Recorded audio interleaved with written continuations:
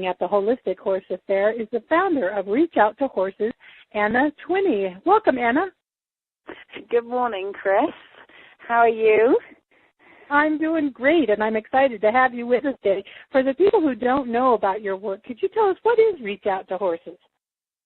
I'd love to share that with you, Chris. The name came to me actually before I founded the company, and I was involved with untouched horses, wild horses, those horses that have been abused or a little fearful and shy.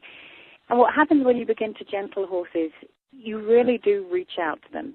Reach out with the back of your hand, but they also reach out. They reach out with their nose. They stretch towards you. They try really hard to connect. And you feel those unspoken words between you, that energetic connection, that telepathic connection, the body language. And it's really a moment of beauty, but it's a moment of compassion that you share. And it's far-reaching for these individuals to be able to do that. And so Reach Out to Horses really concentrates on the body language, the language of the horse, which is made up from all these three components, from the telepathic connection, the energetic connection, and the body language. That's the language of the horse. And so over the years, I basically have studied wild horses in Australia, here in the United States, and whenever I can, be it the Mustang, the Brumby, or even the Premarin mares that have been really badly handled and I would class as green as remedial. It's these horses, when you couple them with the thoroughbreds and the Arabians and all the challenging horses too, you get to the depth of the language.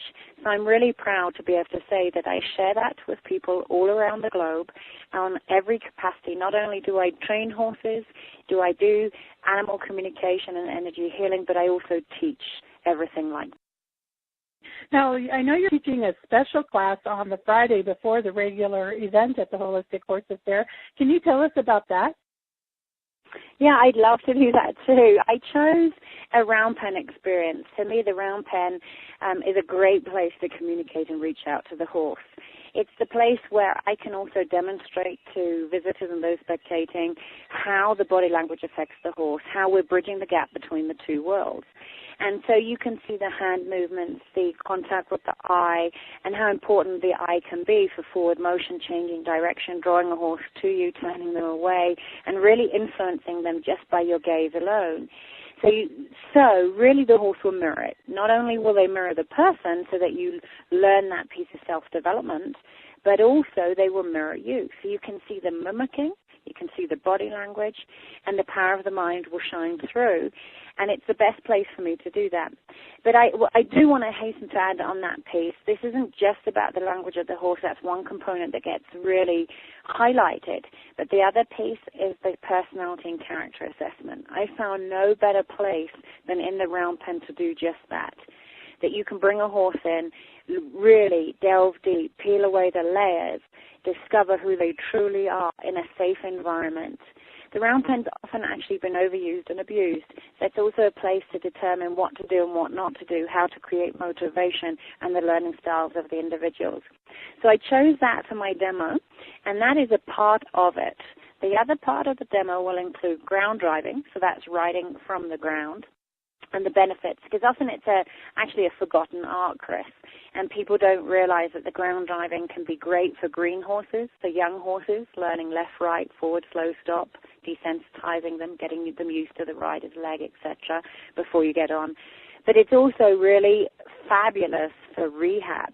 So horses wanting to come back into work, if they can't take the weight of the rider, if there's only certain things they need to be doing like walking and getting fit, fabulous for that, as well as general conditioning. So if you've got a racehorse and you need to get them ready to get on their back again for Monday morning if they've had a day off, or just variation of the workload, you're working both sides of the horse. It can be great for remedial issues. So I've often solved bolting horses, bulking horses, rearing, bucking. All of those can really be addressed when you ground drive. So combine it with reaching out, so assessing the personality and gaining that trust-based relationship with the ground driving. You've got a true solution to your horsemanship. So that's the main focus of the Friday's Natural Horsemanships workshop. And what will you be doing on the Saturday and Sunday workshop? Yeah, it's really fun-packed. I think actually Friday afternoon, just to mention this as well, I've got a workshop on animal communication, so we're taking it into the classroom, and it will be telepathy, and that really goes across the board for dogs, cats, parrots, iguanas, gorillas, horses, you name it.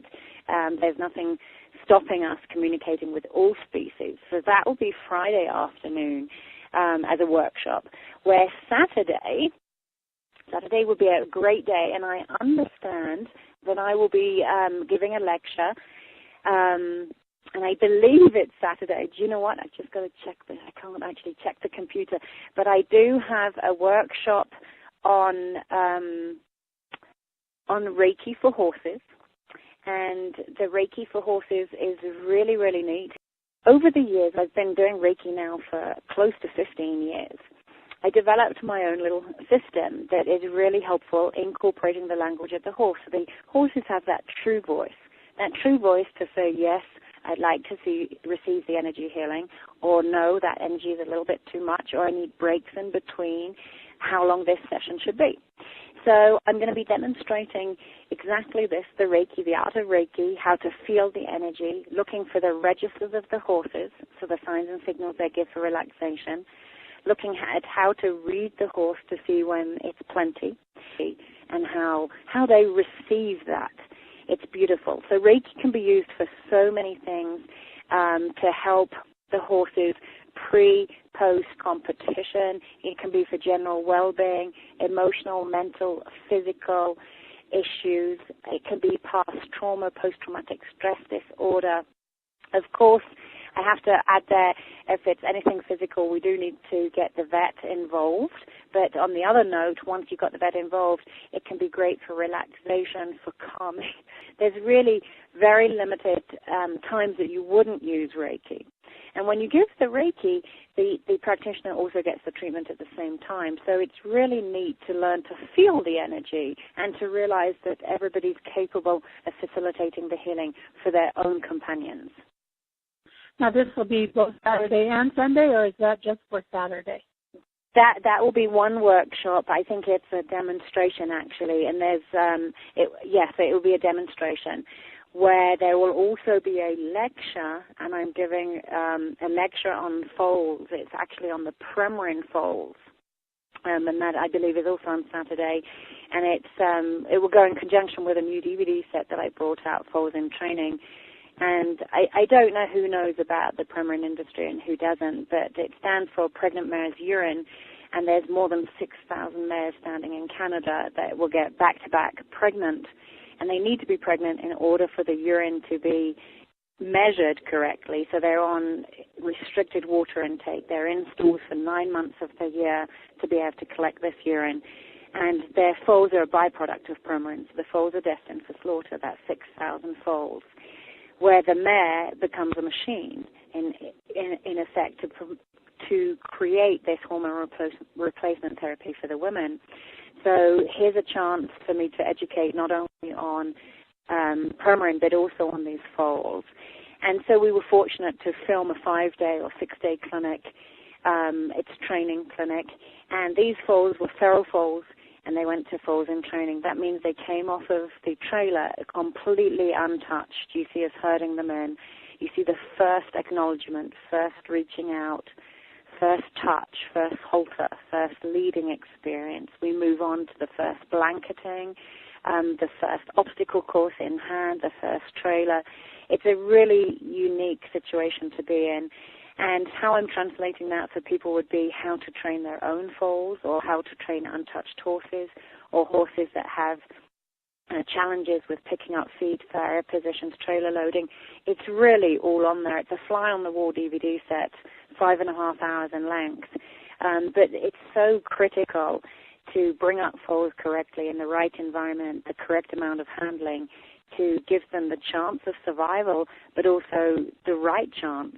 They are clean slates when they start, and every information that you put on there determines their life path. And so that will be a really neat lecture. Well, I'm looking forward to seeing that. Mm-hmm. Now, you have a website, I'm sure, where folks can learn more about you and your work. Can you share what that is? I can share it with you. Yes, that's reachouttohorses.com, all one word. So, yes, we'd love to see you. So what are you going to be doing on Sunday? In short, we've got a day full of animal communication. It's going to revolve around the very sensitive topic of death and dying, as well as behavioral and physical issues in all species. So there's going to be 2 workshops on Sunday for people if they want to explore their natural gift of animal communication. And, yes, all the details are on the website, reachouttohorses.com. Well, Anna, I really appreciate you sharing this with us, and I'm very much looking forward to seeing you at the Holistic Horses Fair in Loveland. I believe that is October 7, 8, and 9, isn't it? It totally is, and it's very exciting to be part of this team. There's some amazing speakers there and clinicians, and, it's really neat. We have a booth there, and we'll be there with Melissa Pierce and Susan Williams in our little booth section. So combining the team, and I don't know if everybody knows this, but we were authors in the book Horses Teacher, and since then we created the CD Call of the Horse, so it's kind of neat to team up with those special women at the same time. Well, I'm looking forward to seeing all 3 of you there. So thank you for taking the time to join us today, and we'll see you in October. Thank you, Chris. Take care.